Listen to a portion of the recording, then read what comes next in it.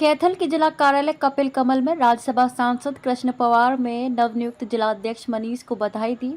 भाजपा हर कार्यकर्ता का सम्मान करती है। नवनियुक्त जिलाध्यक्ष मनीष कटवाड़ को संगठन में मेहनत व ईमानदारी हमेशा रंग लाती है। उन्होंने मनीष कटवाड़ को जिलाध्यक्ष बनने पर मुख्यमंत्री नायब सैनी, पूर्व मुख्यमंत्री मनोहर लाल आभार व्यक्त किया और कहा कि बूथ सत्र के कार्यकर्ताओं को भाजपा ने जिलाध्यक्ष बनाने का काम किया है। राज्यसभा सांसद कृष्णा पवार ने पत्रकार वार्ता में कहा कि केंद्रीय बजट के बारे में बोलते हुए इस बजट में सभी वर्गों का विशेष ध्यान दिया गया है। युवा वर्ग, किसान, छोटे दुकानदार, व्यापारी वर्ग को विशेष छूट दी गई है।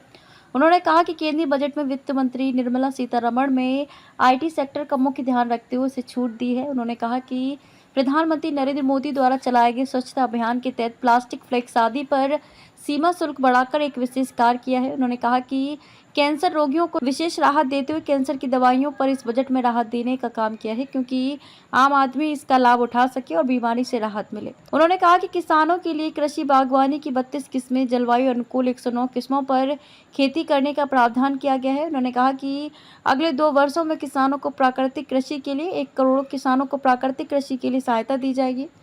उन्होंने कहा कि इस बजट में किसानों को उत्पादन के लिए भंडारण की विशेष व्यवस्था की गई है, ताकि उन भंडारणों के तहत उनकी फसल खराब न हो, वे स्टॉक कर सके। उन्होंने कहा कि हरियाणा में विधानसभा चुनाव नजदीक है। भाजपा तीसरी बार मुख्यमंत्री नायब सैनी के नेतृत्व में सरकार बनाने जा रही है। बड़ोली जी का, हरियाणा प्रदेश के मुख्यमंत्री नायब सैनी जी का, मनोहर लाल जी का, तो राष्ट्रीय अध्यक्ष जेपी नड्डा का धन्यवाद करता हूँ।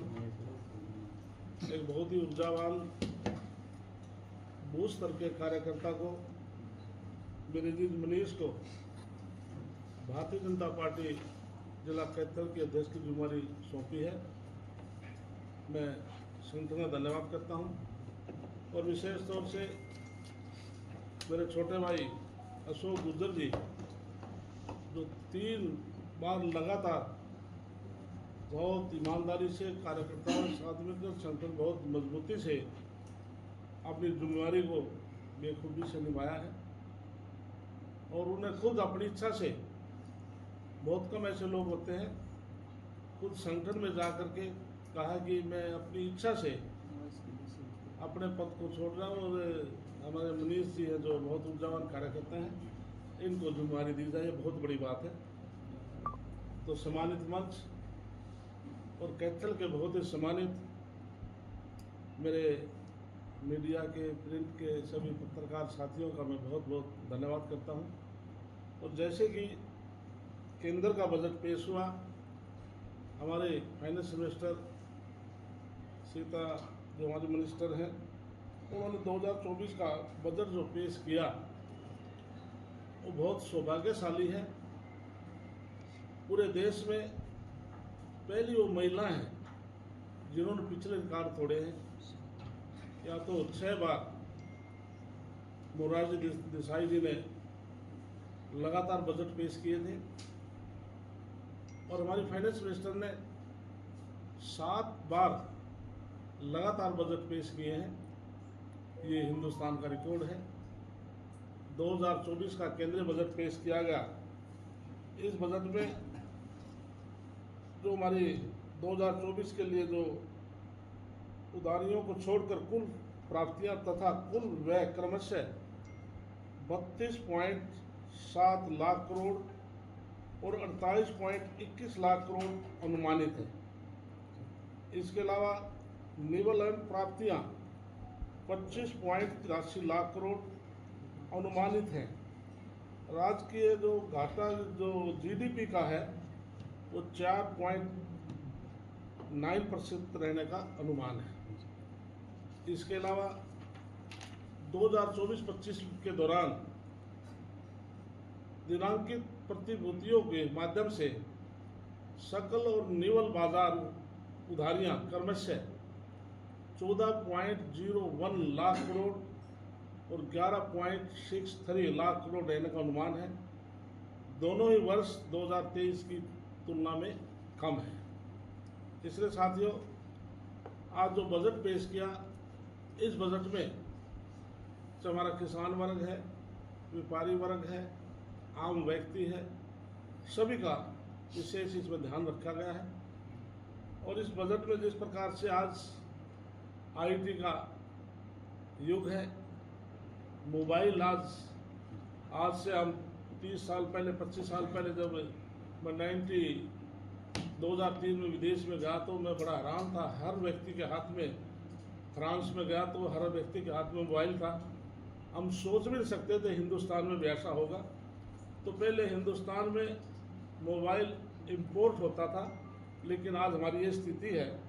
पिछले वर्षों के दौरान मोबाइल घरेलू उत्पादन की 3 गुना वृद्धि होने से मोबाइल फोन होने के लिए हर व्यक्ति इसमें सक्षम हो। हमने पूरे देश के अंदर घरों के अंदर 2 किलोवाट का, जैसे हरियाणा प्रदेश के अंदर हमने प्रावधान किया है, 2 किलोवाट तक का जो लोड का है उसके लिए 1,10,000 उसका खर्च आएगा, जिसमें 60,000 केंद्र सरकार देगी और 50,000 हरियाणा सरकार देगी। इसलिए इसके लिए अब तक पूरे देश स्तर पर 1.28 करोड़ से अधिक पंजीकरण हो चुके हैं और 14 लाख आवेदन प्राप्त हो चुके हैं। तो केंद्र सरकार चाहते हैं कि पूरे देश में जो बिजली का हमारा है, सोलर के माध्यम से हमारी ज़्यादा हमारे सभी गरीब आदमियों को उसका लाभ मिल सके।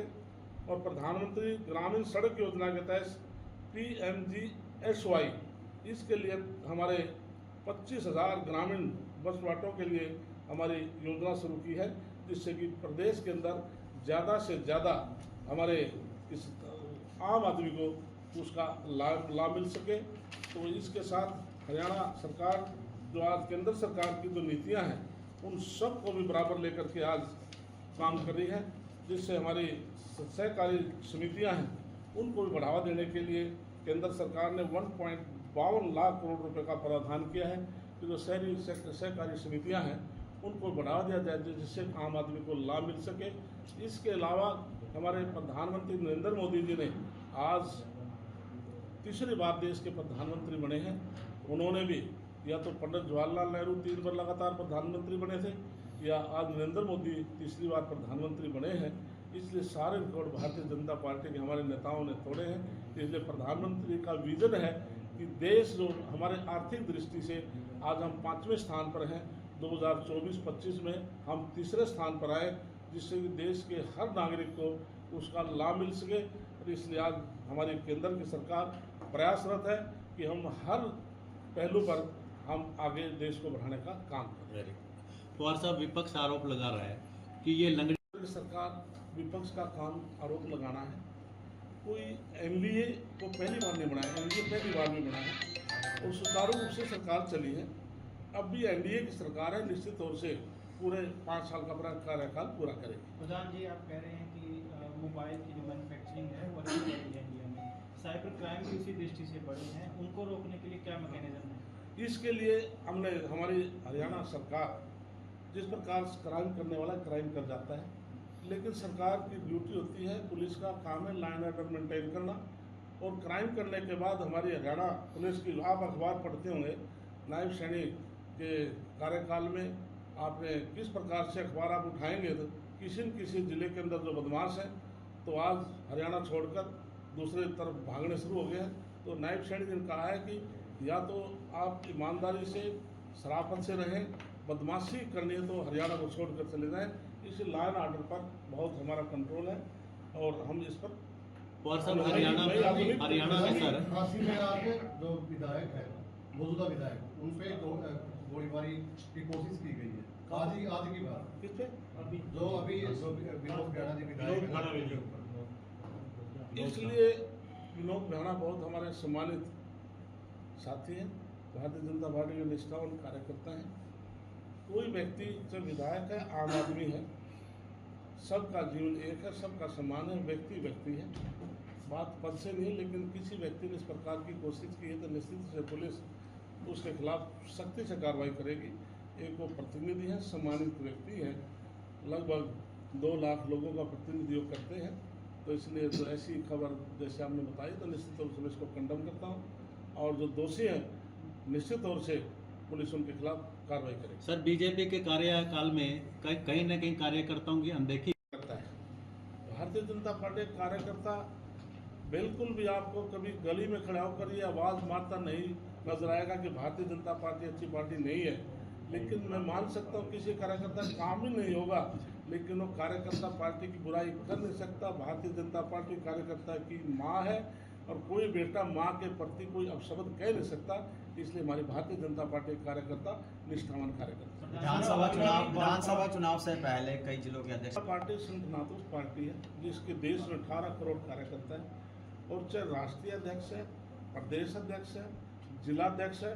हमारा 3 साल के कार्यकाल के बाद निश्चित तौर से हम रिसफलिंग करते हैं।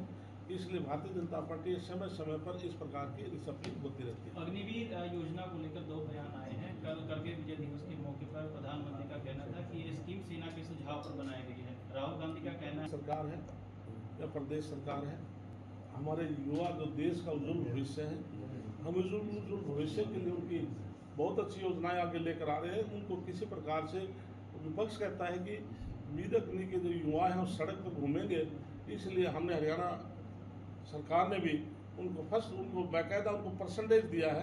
कोई भी हम पुलिस में भर्ती करेंगे तो इतना परसेंट हम फर्स्ट उनको रखेंगे, बाद में दूसरे को रखेंगे।